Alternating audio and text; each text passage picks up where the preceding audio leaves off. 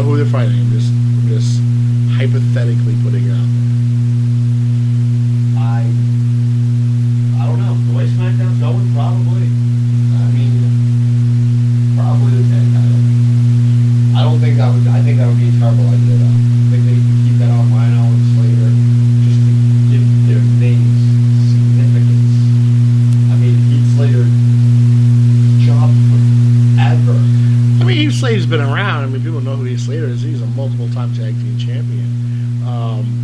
Rhino, come on. Rhino's the last ever ECW World Heavyweight Champion. This guy's a man beast. I mean, how long ago was that? Cares? He's 41 years old. He's not going to be around much longer. The guy's got a resume. Just because WWE didn't use him properly when they had him, it took him this long to put a freaking title on the guy. Wow. Never hardcore champ? I have no idea. I don't think he was around when the hardcore champion. Was the hardcore champion gone by the time the ECW was gone from the WWE's version? No, would have had to have been because George ECW wrestling. Yeah, would have had that title. That was another embarrassment of a title, especially when they made the rule that it could be defended anywhere, anytime. I like that. And get the hell out of here! There was one night of Raw when it was the belt changed hands 6 times between 3 people. I know, I loved it. And Molly Holly was one of them. Yeah. Get the hell out of here! He didn't want to jump in the back of a limo. I think that was him or D'Lo Brown. Oh my god, Something like that. that was ridiculous. That was really stupid. That's why anybody's like, oh, I like the Attitude Era. I just want to smack people. Like, Attitude Era. Shut up. Attitude Era. Attitude Era almost caught wrestling. Attitude Era. What are you talking about? Almost put wrestling out of business. Shit. Almost put wrestling out of business. The Rockets don't call the part of the Attitude Era. You know that, It right? doesn't matter. It almost put wrestling out of business. He almost got sued so many times before the way he was putting women on And TV. you're gonna tell me you wouldn't? I didn't watch wrestling during the Attitude Era. I was a WCW fan. I was a WCW fan too, but I was more of a fan of Raw. I would flip back and forth. I wanted to watch Goldberg. I wanted to see Sting, but I also wanted to see Stone Cold, Mankind, and The Rock, and The Undertaker, I and did. Kane, and all that. I wanted to see Macho Man Randy Savage, and I wanted to see Hogan as a heel, and I wanted to see Flair before he went back. I wanted to see Luger. I wanted to see the NWO, Goldberg, Jericho before he became a clown and left. Yeah, I mean that was cool, but NWO was cool before everybody. Well, yeah, there was basically Everybody. it's like you got a Bischoff would call you up and say, "I heard you're looking for a job. All right, cool. We'll set up an interview." And you walk in the office. Hey, how you doing? Blah blah blah. All right, well, here's a guaranteed contract and an NWO shirt because you had affiliations with WWE.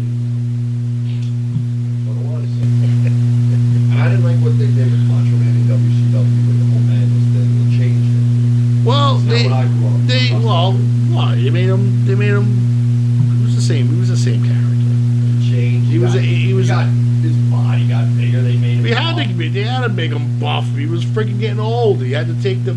You have to, when you get older and you decide you want to keep your body doing the same thing you were 10 years ago. You have to. You can't keep taking those bumps, weighing 220 pounds that you were doing your whole life.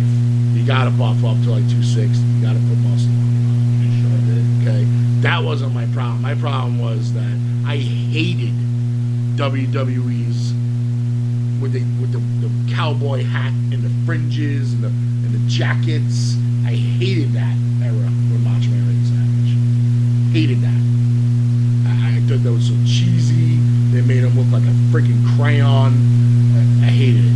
So when he went to WCW, and he went back with the slick black hair, the ponytail, back to the red and black, and the white and black, back to the madness, and he had his women he was toting around with them, Gorgeous George, Miss Madness, Miss Elizabeth was back in the picture, Medusa. That was it. He was a pimp. He was a pimp. He was a pimp. You can't mess with that. Come on. He was a pimp. My problem was that Hogan was still the douchebag that he was back in WWE and refused to lay down and let Savage pin him once in his career and had to take the title from him every goddamn time he had it. Because Hogan ran the show back then. He ran it in WWE, he ran it in WCW.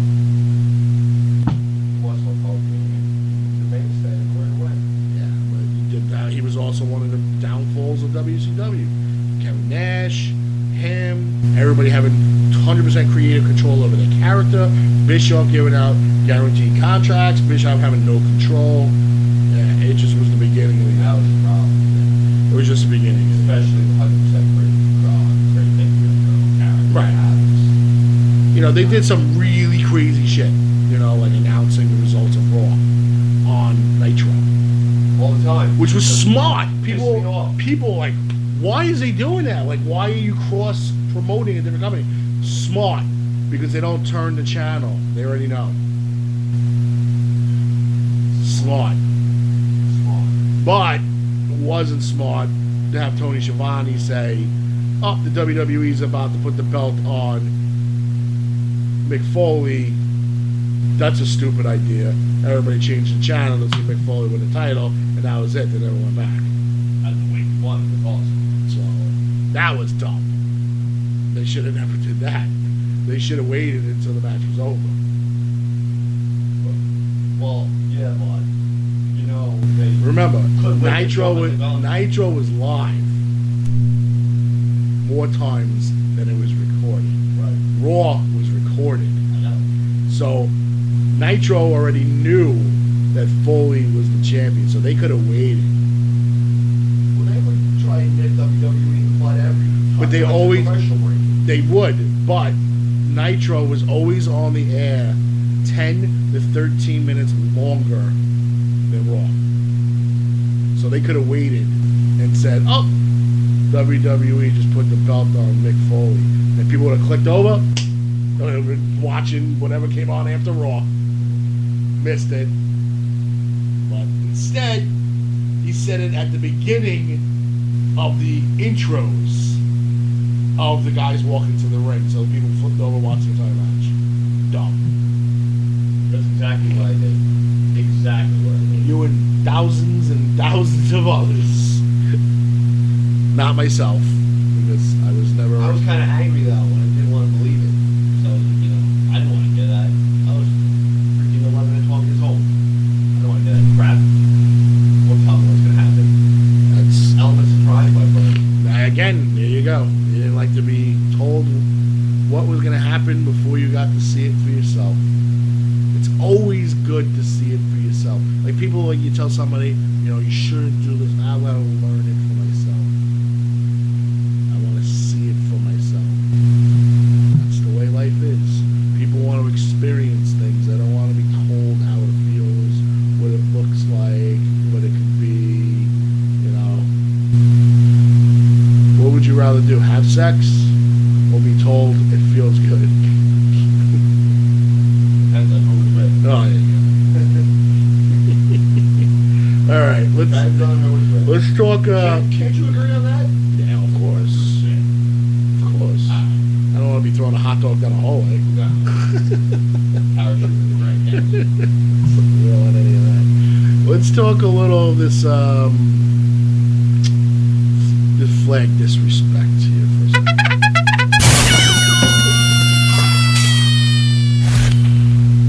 People kneeling down, sitting down, bowing their heads like it's a moment of silence, like Liberty died or something. Let me put it in this comparison. We were just part of a 10-bell salute from Mr. Fuji. We've all been part of moments of silence.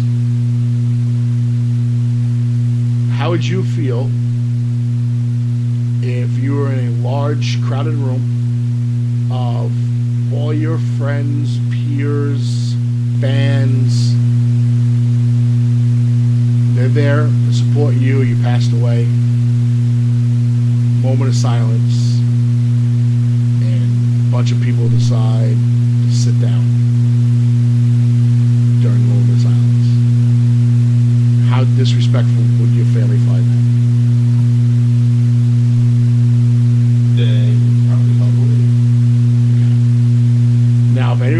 say that this is different than the national anthem, it's not. Absolutely not. The national anthem is a song. Yes, it's a song about our flag, about our country, about what the flag stands for to our country and its citizens.